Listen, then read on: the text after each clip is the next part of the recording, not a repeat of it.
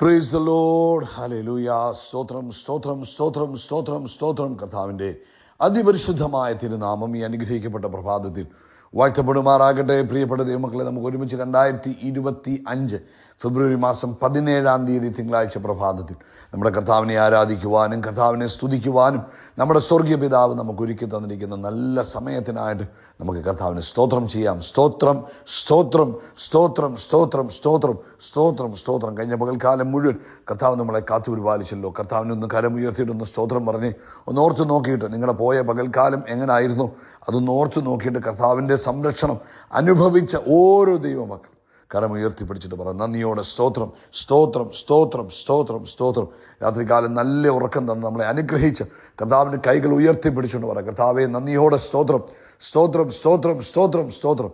ഈ പകൽക്കാലം ക്രിസ്തയേശുവിൽ നമ്മളെ ജയത്തോടെ നടത്തുന്ന നമ്മുടെ പിതാവിന് കൈകൾ ഉയർത്തിപ്പിടിച്ചിട്ട് പറ, കർത്താവെ നന്ദിയോടെ സ്തോത്രം സ്തോത്രം സ്തോത്രം സ്തോത്രം സ്തോത്രം സ്തോത്രം. ഈ പ്രഭാതത്തിൽ ആമേൻ അത്ഭുതമായി നമ്മൾ നടത്തുന്ന കർത്താവിന് സ്തോത്രം പറഞ്ഞാണ്ട്, നന്ദിയോടെ സ്തോത്രം പറഞ്ഞാണ്ട്, നന്ദിയോടെ സ്തോത്രം പറഞ്ഞാണ്ട് നമ്മുടെ കാൽ കല്ലെത്തിട്ട് പോകാതിരിക്കേണ്ടതിന് കർത്താവ് തൻ്റെ ദൂതന്മാരെ നമുക്ക് വേണ്ടി കൽപ്പിച്ചാക്കിയിരിക്കുന്നത് ഓർത്ത് നമുക്ക് കർത്താവിന് സ്തോത്രം ചെയ്യാം. ഹല്ലേലൂയ.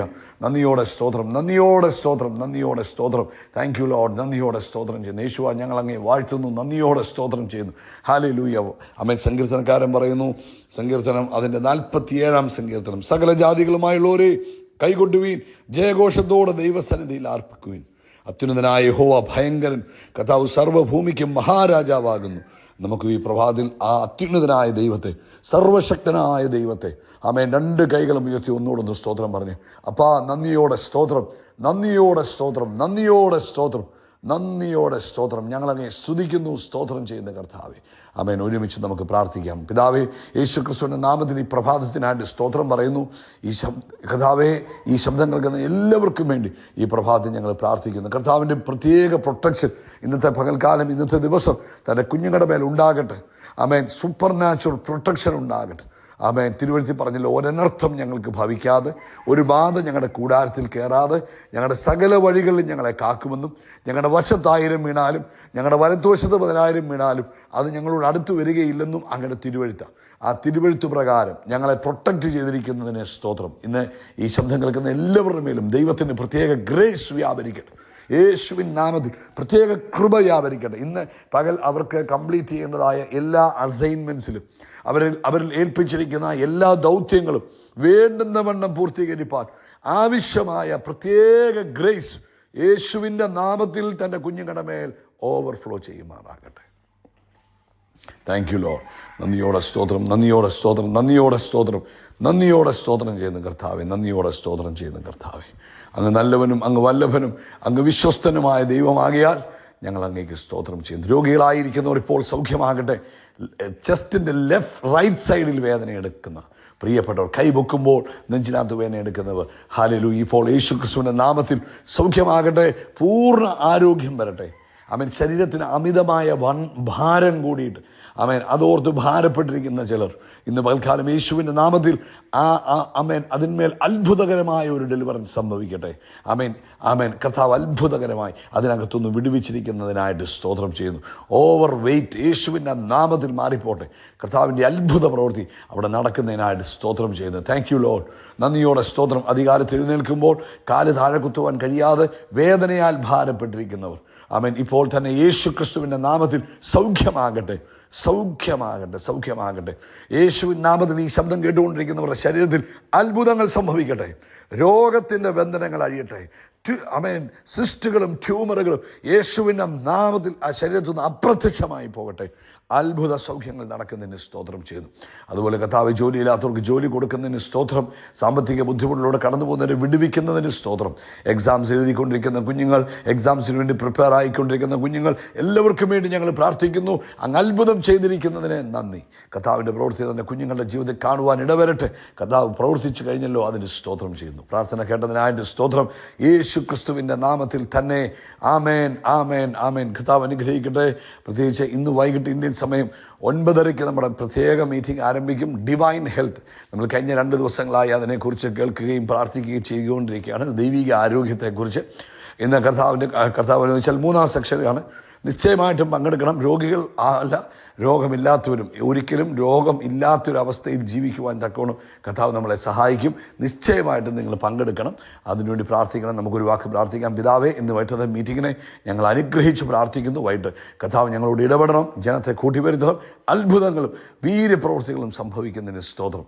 ലോകത്തെമ്പാടും കർത്താവിൻ്റെ വേലയിലായിരിക്കുന്നവരെ ഞങ്ങൾ അനുഗ്രഹിച്ച് പ്രാർത്ഥിക്കുന്നു, യേശു ക്രിസ്തുവിൻ നാമത്തിൽ തന്നെ. ആമേൻ, ആമേൻ, ആമേൻ. കർത്താവ് അനുഗ്രഹിക്കട്ടെ. പ്രത്യേകിച്ച് ഇന്ന് പ്രഭാതത്തിൽ യെശയ്യാവിൻ്റെ പുസ്തകം 30-ാം അധ്യായം അതിൻ്റെ 21-ാമത്തെ വാക്യം, നിങ്ങൾ വലത്തോട്ടോ ഇടത്തോട്ടോ തിരിയുമ്പോൾ വഴി ഇതാകുന്നു, ഇതിൽ നടന്നുകൊള്ളുവീൻ എന്നൊരു വാക്ക് പിറകിൽ നിന്ന് കേൾക്കും. ഹല്ലേലൂയ.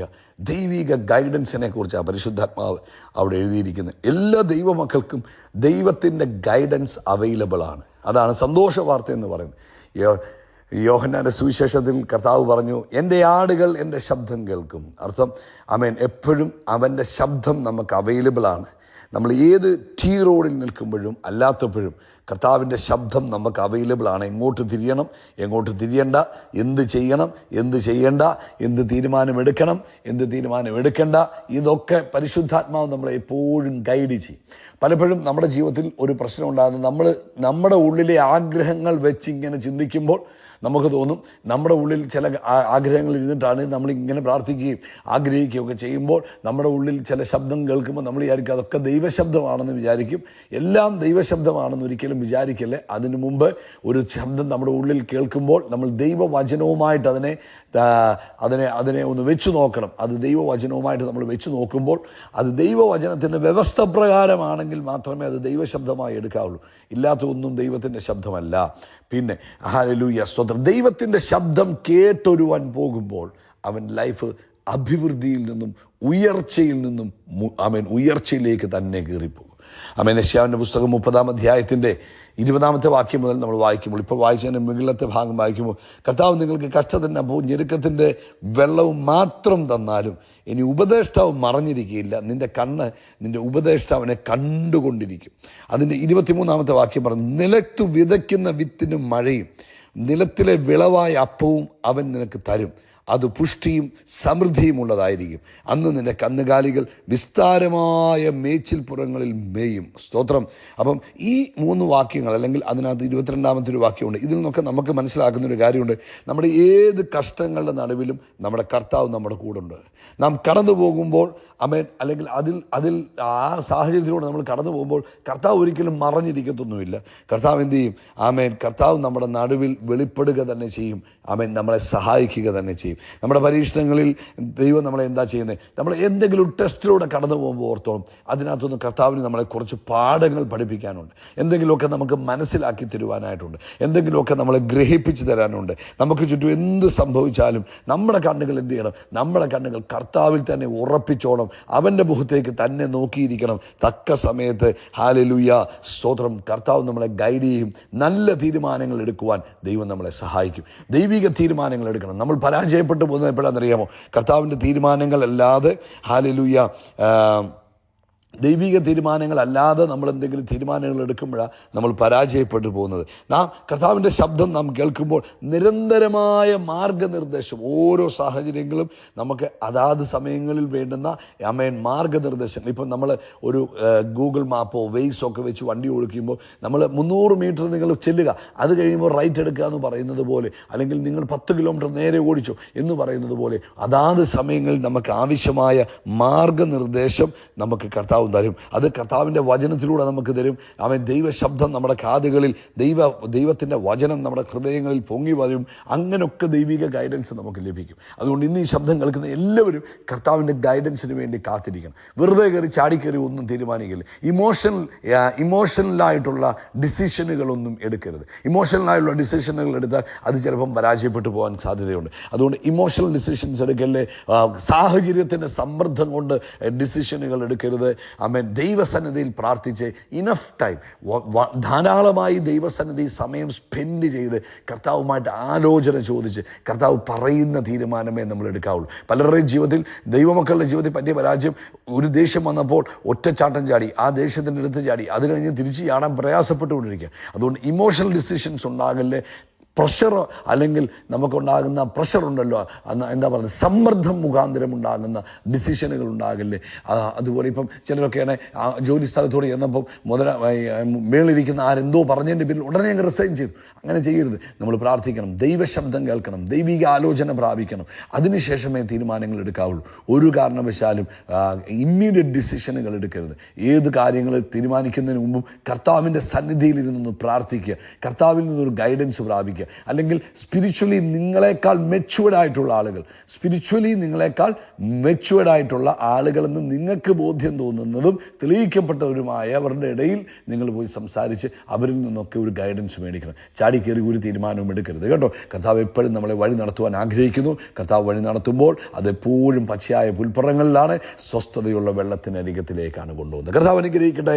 ഈ പ്രഭാതത്തിൽ ആമേൻ വൈകിട്ടത്തെ മീറ്റിങ്ങിൽ പങ്കെടുക്കുന്നത് മറക്കരുത്. ഡിവൈൻ ഹെൽത്താണ്. പങ്കെടുക്കുന്നതിന് മുമ്പ് കഴിഞ്ഞ 2 ആഴ്ചകളിൽ കേട്ട മെസ്സേജ് ഒന്നുകൂടെ കേട്ടിട്ട് വേണം ഇന്ന് പങ്കെടുക്കാൻ കേട്ടോ. God bless you. യേശുക്രിസ്തുവിൻ്റെ നാമത്തിൽ നമ്മൾ ആകാശത്തിലെ നക്ഷത്രങ്ങൾ പോലെയും കടൽ തീരത്തിലെ മണൽത്തരി പോലെയും വർദ്ധിച്ചു പെരുകും. We are blessed. We are really blessed. We are permanently blessed and highly favored. God bless you. God bless you. God bless you.